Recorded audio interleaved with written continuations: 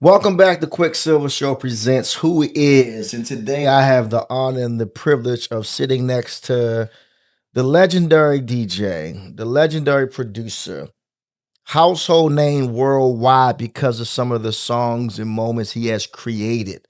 I can keep going, but I'll stop there for now because I'm talking none other than who is DJ Rod Lee. Start clapping right now. Start clapping right now. Start clapping right now. What's up, big bro? Hey man, I taught this guy everything he knows. So anything you've ever heard him do over the last few decades, it's because of me. Because of him. Okay, I'm lying. I'm lying. But if I had to ask you in all seriousness, who is DJ Rod Lee? How would you answer? A big dreamer. Mhm. And it's crazy because, of course, I met you as DJ Rod Lee. Mhm. DJ Rod Lee, we met, I was a teenager. And this guy, I'm going to go ahead and say it now without incriminating ourselves. He was driving around back in the day with no license. He had a Maxima. And one of the reasons why I bought, so my first car was a cream Maxima. And nobody ever knows this. And this is my first time ever telling people this. This is a Quicksilver Show exclusive. The reason why I bought that cream Maxima is because Raw Lee had a burgundy Maxima. You had a burgundy Maxima. This had to be 94, 95 ish, 90s. It was mid 90s. Yeah. And Raw Lee, this is when I first, started DJing the Indigo, and I'm finally starting to get in the club. So my dad would let me go outside on weekends if I wasn't DJing and hang out at the club. And DJ Raw Lee, if I didn't have a party, Raw Lee would come pick me up in his burgundy Maxima, speeding, doing 100 miles an hour with no license, Federal Lounge. What else was back then? It was Federal Lounge back then. We'll go. What would take you to city City. to pass out your flyers? Yep. Yep. So like this is one of the guys that a lot of people, when you think of Quicksilver and Raw Lee, a lot of people who don't know our history, they won't put us together. Not knowing that a lot of things that I started in my life, from DJing to throwing parties to promoting to was with Raw Lee. Right. Right. A lot of my start came with Raw Lee. If I had to ask you, let's start here. What club do you feel like birthed DJ Rod Lee? What would you say? What was the first club you say this was my home? Federal Lounge. Federal Lounge. I would say Federal. And what years was that? That was 90, 89, going on 90. And you were at Federal Lounge for a while. Mm-hmm. Yeah. And was it you and K Life at the moment at Federal Lounge first? That's what brought me there. K Life. Yeah. So how did you and K Life link up? Because when I think of Raw Lee, when I first met, Raw Lee and K Life were like a duo. Like you were the DJ, he was the MC. Mm-hmm. How did y'all link up? So K was already hanging with my brother, and I didn't have my name. K Life, was my name. Wow, I didn't know that. So they would always just call me Rod. Gotcha. So K came down the basement. Mm-hmm. It was doing, I think it was a summer jam or something. And he was like, "Yo, you going? You going?" He said, "Yo, Brawley, I got something for you, yo. I want you to come up to this spot up Federal Street." And I said, Cause I ain't like clubs. I said, I ain't going to that. He said, "Yo, I'm telling you, Rod Lee, yo, that's your name." And I said, "It sound like Bruce Lee, yo. I ain't want that." Mm-hmm. Went to Federal Lounge, and I stood there, and I seen it. I was birthed. When I seen it, I seen all my peers, mm-hmm. and I wanted it. So I seen the DJ Bass. He was in there, and K Life went and bragged to Miss Brenda, who was the owner at the time. Miss Brenda. And he said, "Raw Lee, tear his ass up." So I'm standing there, I'm looking at the dude. I just shook his hand. I don't know him. So he was killing it, and he was shaking the oven like, "This my house, whatever." And that egged me on. I'm like, I said, "Yo, all right, tell him I want to come." And it broke me out my shell. Pause. What? No, that's okay. Oh, see. Tell him I want to come. That's okay. Keep going. So now you start at Federal Lounge with K Life, and what the hell? Like, and now this in hindsight, thinking about it, like how crazy this was. What the hell was I doing in Federal Lounge? I couldn't have been no more than 15 or 16. I couldn't have been 16 because I wasn't driving. So I'd have been 15 hanging in Federal Lounge with Raw Lee and K Life. And during the same time, remember Snoop? Snoop was trying to get in there. Yep. Miss Brenda wouldn't let Snoop in. Snoop was throwing ice. Miss Brenda was throwing ice at Snoop. Yep. And for those who know, we talk Snoop from The Wire. From The Wire. Right, for somebody who might not know. So I'm hanging in Federal Lounge with Raw Lee and K Life. And I remember y'all saying, 1, 2, 3. My name is K Life, and that's DJ Raw Lee. Dun, dun, dun. And you would do a scratch. And from there, the birth of me just, hanging around Raw Lee and watching Raw Lee, the DJ. Because back then, people might not know, it was territorial, meaning that if you were from East Baltimore, you really mixed in East Baltimore lounges and clubs. Yep. If you were West Side, you mixed in West Side lounges and clubs. We were East Side DJs. Right. So we only mixed at Federal Lounge. Then back then I had Monet's, Breeze, Paradise Lounge. You had, then up the road 40, you had Strawberries. What else was there? What else? Teamsters. Teamsters. Steel workers. So these are all the East Baltimore clubs. Did you ever consider yourself just the East Side DJ back then, like I did? No. You mixed over West Baltimore in the early '90s. Where? I did private parties. I never did like But not clubs and mainstream. lounges. I never wanted to do it. Even to this day. I don't know. It was just something. I didn't want nobody to know where I was at every weekend. I just didn't. It was just a personal I thing. think that's the street side of you thinking that Right. way. It was. Right. It was. So for those who might not know, back then, a lot of DJs were what I call 1 foot in, 1 foot out. So we DJing, but still living the street life culture as well. Right. Right. At what point did you say to yourself, I gotta leave these streets alone and really take DJing? This is before I get into the producer side of Raw Lee.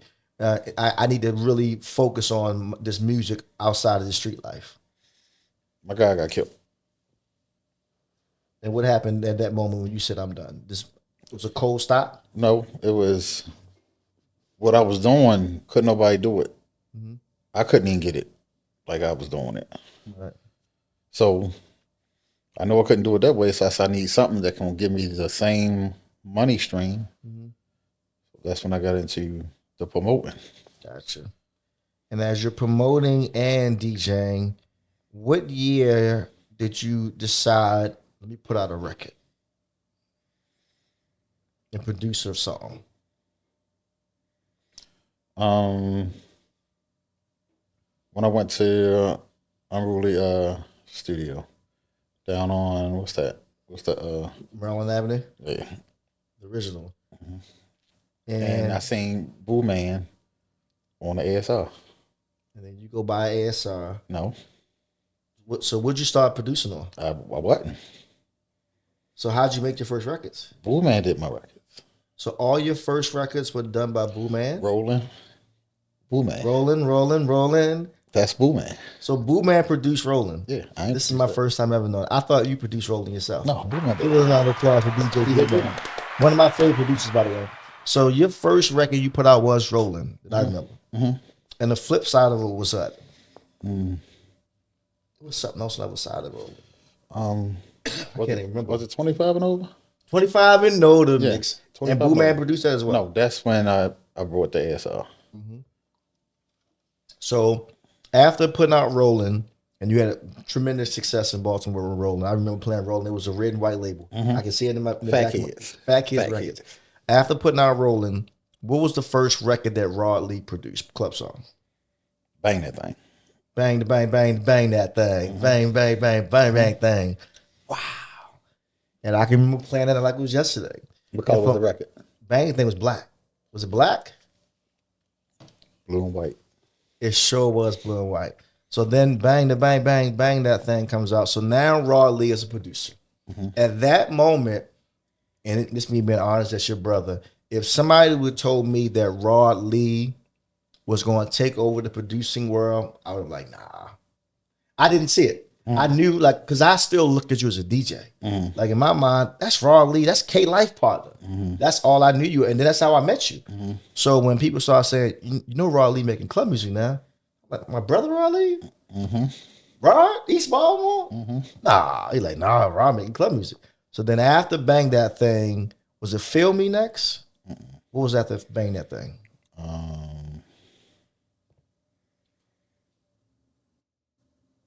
It was 25 and over. Thames. What was Sam's? How'd that go? He got on Thames. Thames. I don't remember that. It's all. That's when I started just banging. Once I found out how to press records, Yeah. it was a rap from there. Putting on new records every week like It Master P and them. Yeah, it was just crazy. It was crazy. But that wasn't a. You know your fillers and you know your hits. So what was the first hit record that Rod Lee, you feel like you produced club-wise? Bang That Thing. It was Bang That Thing. That's what popped up. That's what spearheaded for me to say, all right, I'm going back. I'm going back. I would say Feel Me. I didn't do Feel Me yet then. But Feel Me was after all that. Yeah. But Bang That Thing was the first record, and Mike Crosby told me come down Baltimore Live. He was like, nigga, come down here. Right. Because, you know, I wasn't going to no clubs. I'm like, I ain't. And I went down there, and him and Big Mama, and he said, nigga, chill right here. Watch when I drop this, watch they go crazy. And that was the first time I seen the actual effect of something I did. Mm-hmm. And when he dropped it, I looked up in the crowd, and it just fueled my fire. I'm like, I could do better than that. I could do better than that. I could do better than that. And what I always admire most about Rod Lee is that when you came out producing records, most of the records, I'm gonna say 80% of the records were dope records produced by, you know, Boo Man and Unruly and Scotty and all them, but Technique, but they were sampling other songs. They were sampling certain clips of records. Rod Lee started making actual songs that you could perform. So I'm gonna give you a story about that. So during that sample era, it was a bunch of everybody had their hands on the slick shit. Mm-hmm. Technique already done, Bust My Guns. So DMX was killing it. So that's how the trend went. Whatever hot song was out at that time, a DJ made it into a club song. So during that time, I didn't have enough. I didn't have no tools. So I'm like, I wanted an artist, but I couldn't get no artist. Everybody during that time was hip hop. They wanted to be the tough, you know, this Baltimore club stuff. So I wanted an artist, but I never could find an artist to do what I needed them to do. I never wanted to put my voice on the track at all. That's crazy.